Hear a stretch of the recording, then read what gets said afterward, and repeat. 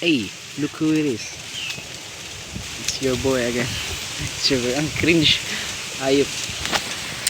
Uh, Again, it's been a while na nag-video ulit ako ng sarili ko, and here I am talking to someone. It's to you guys. I don't know if anyone watches my videos, but yeah, I'm here again. I'm back. I'm fully back, you know. As always, I've always been saying sa mga videos na ginagawa ko, even though yung iba is hindi ko na po-post. I lack the discipline sa mga bagay na ginagawa ko. You know, I've read and I've watched this TikTok one time na I already forgot what I said, but something along the lines of weed. Hindi ko ma-express naman. Something in the line, along the line of weed. Basta na yung pag-notice ng isang bagay is not enough to completely change yung kabuuan ng isang tao. Even if you read 100 books, 1,000 books, million books, and those books are like, you know, point out a very critical and napaka profound and mundane na mga life na mga life skills and advice, but by only just reading it and just, you know, acknowledging it, it wouldn't shape you as a better person or as a being as a whole. The change comes from experiencing it, na you need to able to experience to carefully understand and to completely change who you are if you want to change who you are. Sinabi na a man can understand what's the meaning of discipline.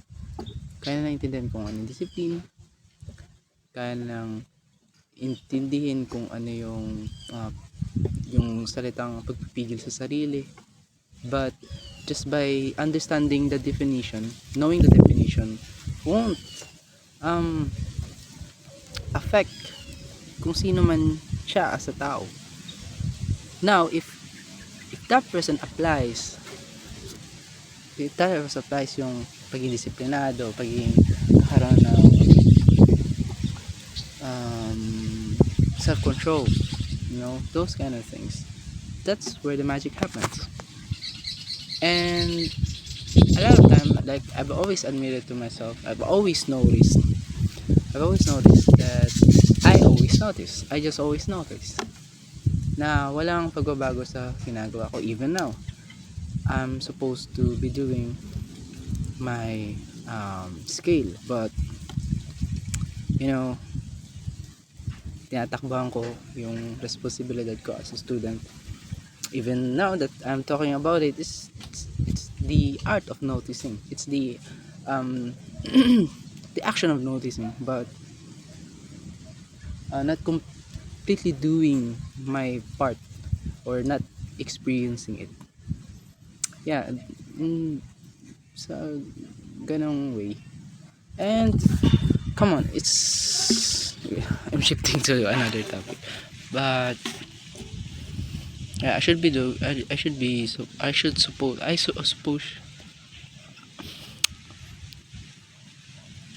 you know, as you can see, hirap akong mag-express ng aking thoughts. You know, it's been months since I've started this challenge na pinangako sa sarili ko na araw-arawin ko. But then again, I've always failed at having that discipline na ipagtuloy-tuloy yung isang bagay. Even just 5 minutes of my day, just casually talking. You know, it's a sad thing actually. And wait lang, next dude. as I was saying, it's actually a sad thing na this short portion ng aking buhay is hindi ko man lang diretso or ma-continue, you know. ah, I've always I've always wished to be something na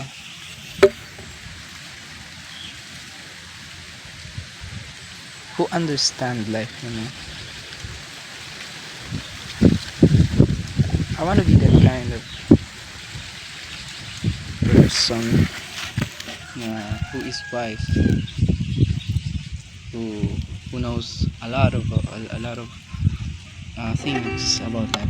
You know, I'm being honest. I'm kind of envious sa mga kaibigan ko. This There's this guy and there's this woman na kaibigan ko na whenever I'm around them, I always felt envious, you know. Dami silang nalalaman about life. And yun nga, sa tuwing kasama ko sila, I feel a bit insecure na they always have something to talk about. They always have something to do. And kapag nag-uusap sila, well, kasama ako, you know, I feel out of place because I don't really know those kind of things. And I guess that's because they're just living. I think that's the that's one of the key aspects of being wise, na hindi mo chini-chase yung wisdom. You just live, experience things around you, experience life, and you know, understand lang, and you know, that's really wisdom. And the thing kasi sa akin is I overcomplicate things too much, na I don't know, na sometimes hindi ko nasisimulan yung isang bagay kasi gusto ko rekta. I learn something or may nagagawa ako agad. But those things take time to learn or be understood. Okay. No. And yeah, I don't even know what I'm saying. Na yun nga. Even to sa ginagawa ko it will take time na ma-develop yung maayos na pananalita, the way I articulate my thoughts. It will obviously take time, but I'm din kasi at the same time, you know, yung parang hindi mapakali or hindi kaya mag-antay. I always said to myself, I always say to myself na I'm a good thinker, I'm deep thinker. I obviously I don't. It's just a persona na pinapakita ko sa ibang tao to para mga tao makita nila ako na interesting naman itong lalaki ko, God, napaka-mysterious a person. But walang kakantuhan yung mga ganang bagay if you think about it. And I've experienced it na, you know,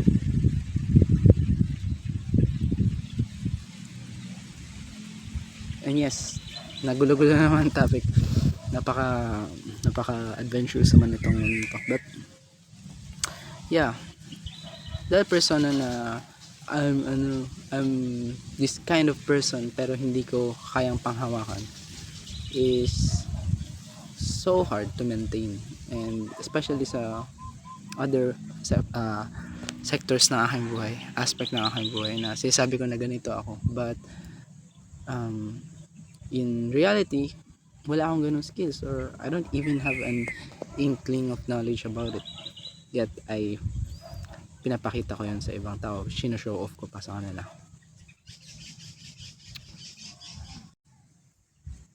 Mahirap magsinungaling. And bakit kasi magsisinungaling in the first place? As I can play chess. No, you cannot. You cannot. You I write poems. I write poems, but you know, I won't call myself as a poet. You know, na I just write poems sometimes. Are you already? Ano ba standard ng pagiging poet? You need to write every day, ganun. Now that I think about it, or if if you write one poem like every year, are you a poet? Poem, not poet. Yeah, that makes me think actually.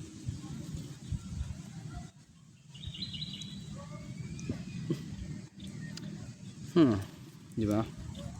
But I don't think I categorize myself as a poet. Although sometimes I often express my feelings or what I'm feeling through writing, but it's mainly bihira. Bihira ako magsulat, and sometimes pinangunahan ako ng katamaran sa mga bagay-bagay.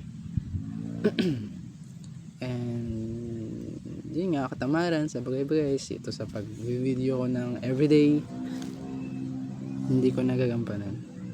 What more sa other aspects of my life? That's why I think it reflects, not I think, but based on my observation, just observation, not doing anything about it. Okay, mamaya. But just on my observation, na there are some aspect in my life na hindi ako disiplinado. I'm admitting it to the internet. Hi guys, kamusta kayo? There are days na I've only brushed my teeth once a day, you know. Sometimes di ako naliligo kasi natamad ako, pero hindi naman ako baka kayo naman eh. But yeah, may mga ganang araw na pinapangunahan ako ng katamaran ko, and ano pa ba, yung paglilinis ng kwarto. You know, sometimes it's 1 week already, then ang gulo-gulo pa rin ng kwarto ko, diba? I don't have that mental discipline na pinapangarap ko magkaroon ako, yet I don't train it. I'm not doing anything about it, just blatantly observing and addressing it, you know. But promise, after this video I'm gagawa na ako ng ano. But yeah, though I still appreciate na meron akong ganitong mga oras na I still have the time to film this ganitong bagay. But I just wanna say na actually I don't have something to say. I'm just deeply scared of the future, I guess.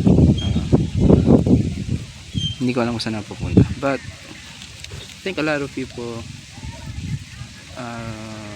go through these experiences, and it's reassuring na hindi lang ako yung nakaka-feel ng ganito, na meron din ibang tao.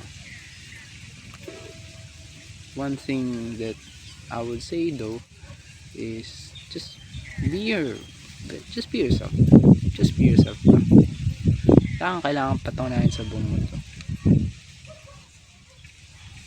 I think may kailangan ka patunayan pala sa sarili mo, na you can be whatever you want to be,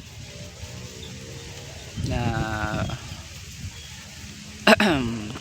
behind sa wag mo sundin yung thought or yung conception sa ng mundo about you. Just trust yourself. Again, tomorrow, promise.